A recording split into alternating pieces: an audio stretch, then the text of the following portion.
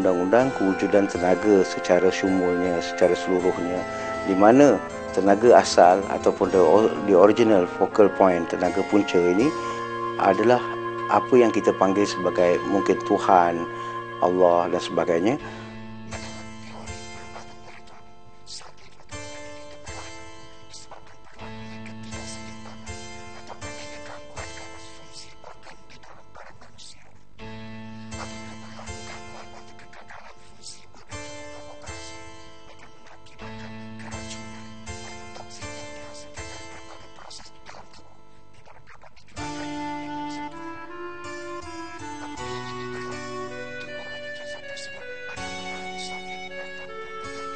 Yang dikatakan tidak sihat itu adalah apabila kita keluar daripada equilibrium, sama ada kita berkeluar dalam melampau kanannya atau melampau kirinya, kita dikatakan tidak sihat. Dalam bahasa Inggeris ni kita berada dalam keadaan disease.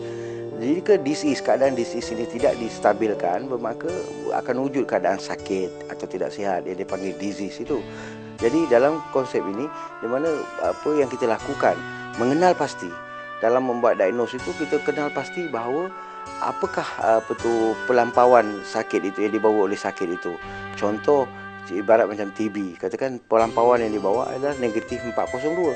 Jadi bila kita nak merawat ini, kita terpaksa membawa masuk ke dalam sistem objek itu atau pesakit itu positif 402, di mana akan berlakulah damping off atau settlement of tenaga, di mana dia akan berada dalam keadaan equilibrium.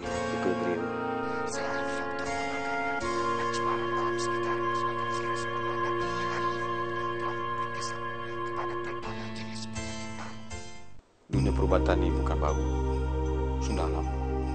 Kalau dulu kita lihat dalam negara kita contoh, mana banyak pakar perubatan, pusat-pusat perubatan pun tak banyak, klinik-klinik kesihatan pun tak begitu banyak dan sebagainya.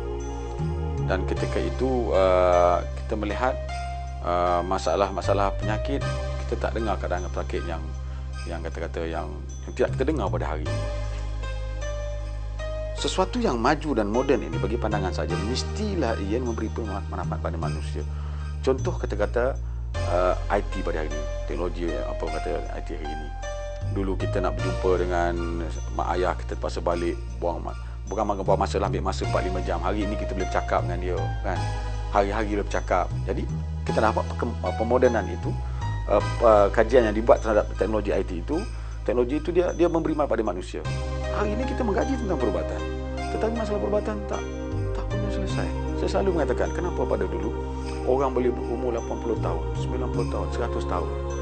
Sepatutnya ketika itu semua peralatan perubatan, kajian terhadap perubatan, doktor, pusat, pakar semua tidak banyak. Patutnya hari ini bila ramainya doktor, banyaknya pakar, adanya pusat perubatan, ada ubat-ubat baru yang temui, boleh menjamin hidup kita kurang-kurang 2-3 kali ganda. Kalau 80 sekarang 160. Tapi kenapa hari ini makin singkat? Jadi 40, malah yang paling teruk kita lihat kanak-kanak yang umur 4 tahun, 5 tahun, 2 tahun semua telah menghadapi penyakit-penyakit yang kronik, penyakit yang bahaya, penyakit yang dikatakan yang tidak boleh disembuhkan dan sebagainya.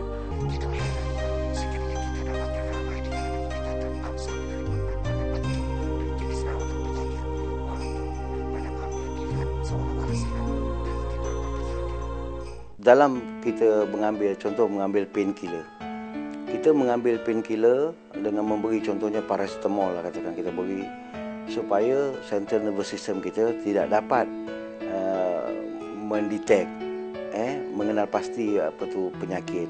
Bila tak dapat kenal pasti penyakit, maka tidak rasa sakit itu hilang. Sebenarnya pada hakikatnya mereka tidak rasa sakit, tetapi kesakitan itu masih berlangsung, masih berlaku. Jadi untuk ini, maka kita boleh menghidupkan semula fungsi, memulihkan semula fungsi central nervous system, iaitu dengan memberi dia kod-kod tertentu atau tenaga-tenaga tertentu yang mana mereka mengenal pasti balik. Okey, dulu yang masa dia makan painkiller waktu pinggang dia sakit, sedangkan pinggang berinteraksi dengan dia. Contoh dia mengalami electrolyte imbalance, kekurangan air. Pinggang beritahu dia, tuan, bos, central nervous system itu sebagai bos, saya ni kurang air, tolong bagi saya